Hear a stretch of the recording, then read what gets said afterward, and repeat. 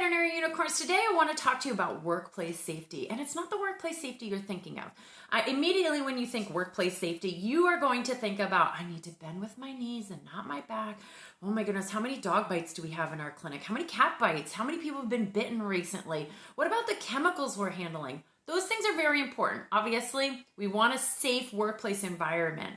And certainly we also are all guilty of things like, that's uncapping the syringe. Yeah, guilty as charged. I've done that a gazillion times in my lifetime. Just don't recap the syringe that way, because you end up with a lip piercing, which on some people might look really good, but I don't think I'm going to be able to rock a lip ring. So just be careful, certainly. But that's not what I'm here to talk to you about. Today, I want to talk to you about psychological work safety.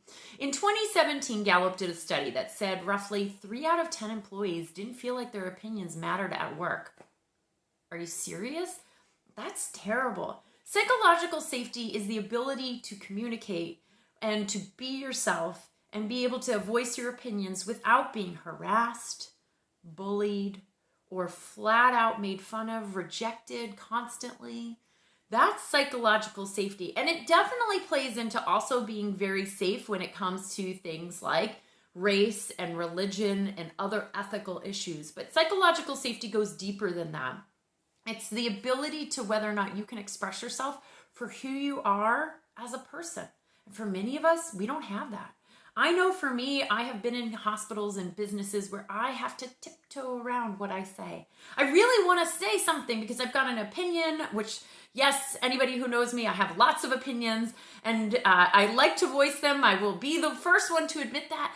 And when someone points that out, they shut me down, and then I don't want to give my opinion. And then I feel bad about my opinion, and then I don't speak up, and then a medical mistake gets made. And in the back of my head, I think, yeah, well, I kind of knew that might happen. And someone might say to me, well, why didn't you speak up? Well, because it was 3 months, 6 months, a year of saying, Amy, you always give your opinion. Don't talk. We don't want to hear it from you anymore.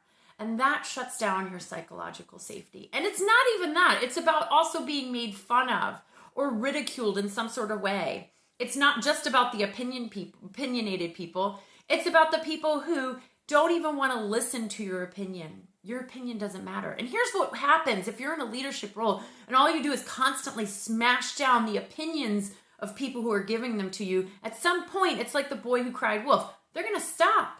They're just going to stop listening to you, and they're going to stop giving their opinion. And when it really comes down to needing their opinion, they're not going to be honest with you. And it's hard because we want people to be polite, kind, and honest, not brutally honest. Nobody wants a brutally honest person in their hospital just walking around going, you suck, you're terrible, you're mean, or you need to improve. I don't know how you ever made it through veterinary school. That's not nice. But instead, we do want people to voice their opinions. We want somebody to come up to us, especially as leaders, and say, I'm really concerned about Dr. So-and-so because I saw X, Y, and Z in the surgery room. And what ends up happening is we say things like, well, no one else has had that opinion. And there goes, unfortunately, our psychological safety net. And so we decide to shut ourselves down and we stop being us. And we don't feel like we're cared about. We also don't feel like ourselves. And that's really hard in a workplace environment. So I'm asking you to question yourselves. Do you feel like you have psychological safety?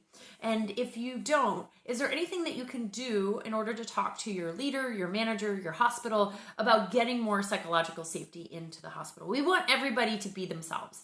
I want people to give their opinions in a polite, kind, and honest way.